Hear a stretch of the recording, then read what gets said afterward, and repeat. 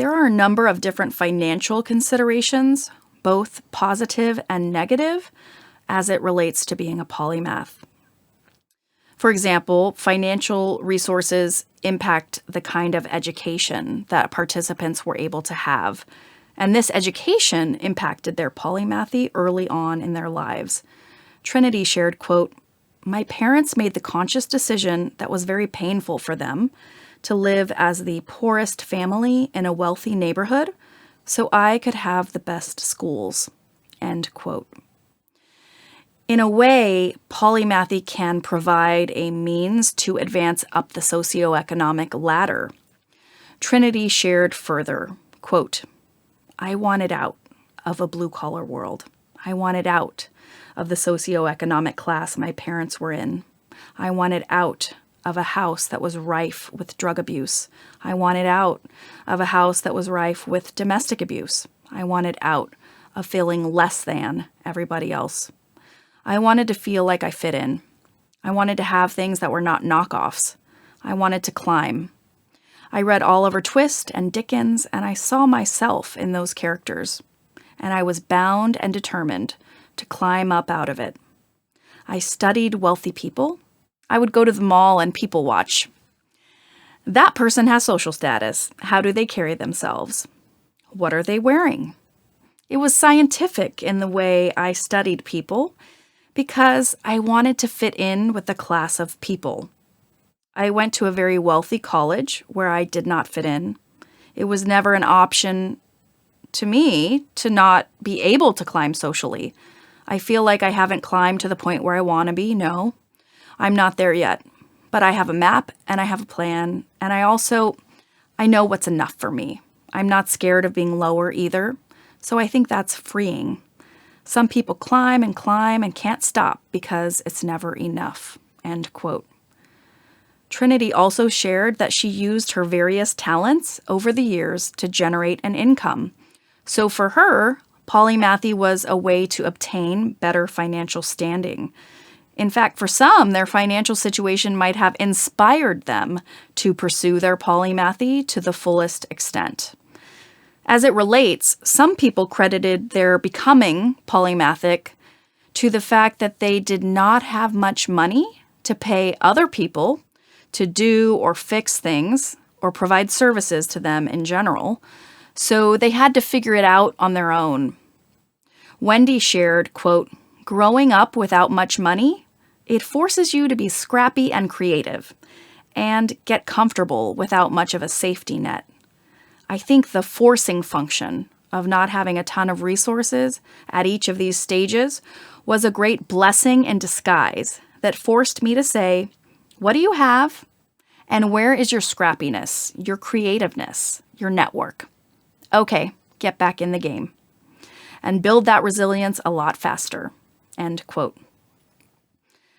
Later in life, when resources were more plentiful, a continued benefit of polymathy is being able to save money due to being able to do more work themselves. Kevin said, quote, "The stuff that I either make or repair that allows us to save a bunch of money and maybe live better, which was my understanding originally of why you became polymathic," end quote. Being a polymath means that there are more options, more ways for someone to earn a living. Caroline shared, quote, "There's no end to the ways in which I can be useful and appreciated and earn a living doing things that I love," end quote. Wendy said something similar to this, but brought in the idea of having a safety net financially through her own polymathy. She said, quote, "I feel like I have more optionality and more kind of irons in the fire to do that should a life change happen or should an economy change happen. I feel like I have a safety net in my polymath skills that I maybe didn't have or don't have from like a financial or family perspective. And quite honestly, that may have been what drove me to continue to develop multiple skill sets and multiple networks and multiple paths. I am never quite certain which came first, the chicken or the egg there," end quote. Having limited funds, in a way, forced them to develop polymathic skills, which continued to pay off over time. And that's something that they value in themselves. On the other side, having financial resources allowed others to pursue their polymathic interests. Being polymathic with a number of different sources of income and a portfolio career with side hustles also can create a sense of financial security in having diversified skill sets and income streams. Wendy said, quote, "I have like 7 different sources of income. My financial planner loves me. But it's a meaningful amount. It's like 30% of my income comes from these so-called side hustles, which is nice to have, kind of a diversification of income streams should anything happen," end quote. Interestingly, Carl spoke about being sort of financially at the mercy of his interests at any given time, and that what money represents to him is freedom. Quote, "Obviously, just as my interests change, also my finances change. That's the one thing I noticed. Financial freedom is very important. The more financial freedom I have, the more creative I am, and the more happy I am. Even though money is never the main goal. I would never say, oh, I have to take this job because I can buy me a car.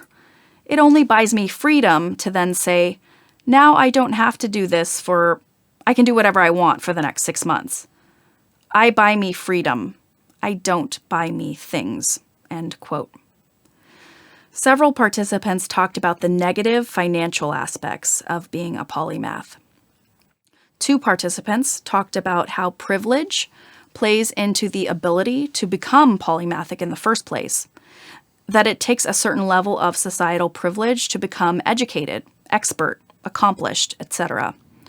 Sebastian said that being polymathic in some ways might actually disempower some people if what they want to do is focus narrowly, but they can't afford to do so, in which case they are sort of forced into some sort of polymathic endeavors. However, I would add that doing small side jobs to make more money alone doesn't make someone a polymath. Polymath involves more expertise and depth than that. Anyway, on a related note, Sarah said that being a polymath has been very expensive, especially the multiple degrees she paid for pursuing her different interests. She, along with several other participants, mentioned that they are in debt. Indeed, most participants gave the impression that they were not particularly wealthy, despite the level of success that they have each had professionally. Levi said that he would be able to pursue his polymathic areas of interest and expertise more if he had more funds available to do so. Quote, I guess maybe this is where money becomes a limiter because, could I go and do more magic? Yeah. How would I do that? I would buy more books. I would go to more lectures. I would travel around the world to study with people I've only met briefly. End quote. For interviewees such as Trinity and Sebastian, who are parents, they feel some pressure to monetize their skills to gain resources for their household. Trinity shared, quote, "I could recognize life is a balance, and it's not all about money. It's really not. Now I have a kid, it's a lot more about money." End quote. Similarly, Sebastian said that, quote, "I cannot stop consulting. I cannot stop writing or speaking because our household we just don't have the money for it. I just need to continue working. We're upwardly mobile and relatively comfortable. It's not like we are independently wealthy or have a terribly massive savings account.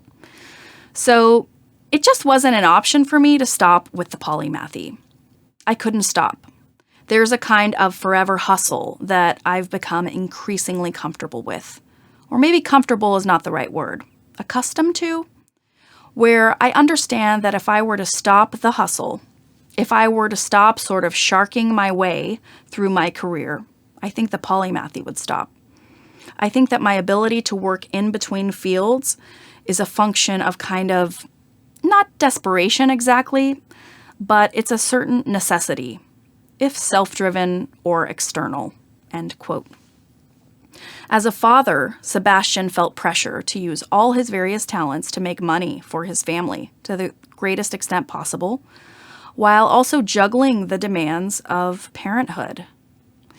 In sum, finances are either something that can force, facilitate, or limit polymathic exploration. It just depends on the situation at hand.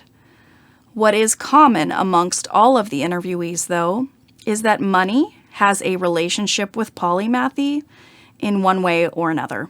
It is something that polymaths must consider along their life journeys. Money has a unique and complicated relationship with a polymath.